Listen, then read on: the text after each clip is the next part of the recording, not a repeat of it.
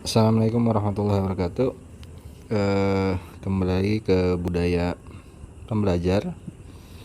Kali ini saya mau membahas atau mengambil kutipan dari budaya pembelajar tentang bagaimana cara efektif untuk menumbuhkan kreativitas dan inovasi. Nah, kreativitas dan inovasi itu merupakan dua aspek yang paling terpenting ya dalam meningkatkan kesuksesan untuk karir. Nah, terus kreativitas dan inovasi juga bisa kasih ide-ide segar yang belum pernah kita temuin. Nah, oke. Kita nih mau ngasih tips-tipsnya sih gitu.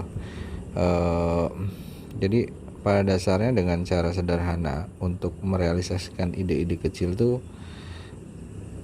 akan mengubah menjadi cetusan inovasi dan kreatif. Nah, kreatif dan inovasi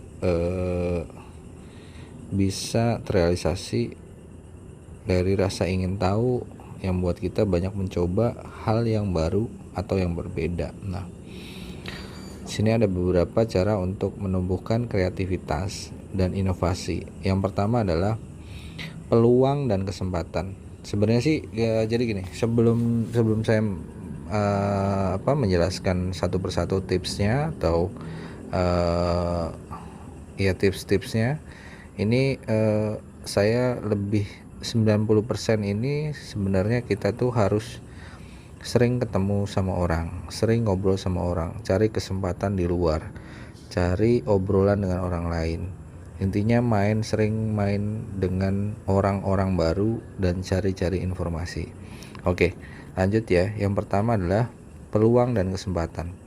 Jadi kita tuh harus bisa mengamati setiap peluang dan kesempatan di sekitar kita, baik di mitra kita, baik di, kalau kayak saya di pemerintahan, di notaris, terus dengan pihak eksternal lainnya seperti mungkin dengan developer lain, bagaimana mereka bisa untuk menuntaskan atau menyelesaikan masalah demi masalah. Saya harus melihat ke sana gitu. Jadi dan memang dari situ kita akan mendapatkan peluang dan kesempatan. Kira-kira apa yang bisa diambil, apa yang dari situ kita harus belajar, apa nih peluang kita dan kesempatan kita. Terus yang kedua adalah tumbuhkan rasa ingin tahu. Jadi kalau pengen ada rasa kepengetahuan yang tinggi, jadi bisa meningkatkan pengetahuan maupun bakat yang baru. Nah, kita juga akan otomatis tuh akan lebih kritis dalam menentukan kebijakan atau langkah yang akan diambil. Itu yang kedua. Terus yang ketiga adalah membuka jaringan yang luas. Nah, membuka jaringan yang luas juga bisa dimulai dengan sering diskusi dengan teman, ngobrol dengan orang-orang baru. Nah, terus dengan partner, dengan mitra, dengan siapapun itulah. Itu juga bisa menambah wawasan baru dengan bertukar pikiran gitu. Nah, sehingga kita tuh kadang harus bisa memaknai apa yang bisa diambil dari teman kita, apa yang bisa diambil pelajaran dari orang yang diajak obrol oleh kita gitu. Jadi bangun jaringan atau koneksi atau buka link baru dengan memilih lingkungan sama pergaulan itu langkah tepat sih sebagai pendorong kita untuk menumbuhkan kreativitas dan inovasi. Terus yang berikutnya adalah keberanian. Jadi kalau kita tuh harus punya hati atau mental yang mantap nih dan rasa percaya diri yang besar dalam menghadapi berbagai keadaan, sehingga kita tuh jangan malu dan ragu untuk selalu bertanya gitu. Nah, kita tuh harus berani ngambil keputusan dengan resiko yang akan kita tanggung sendiri.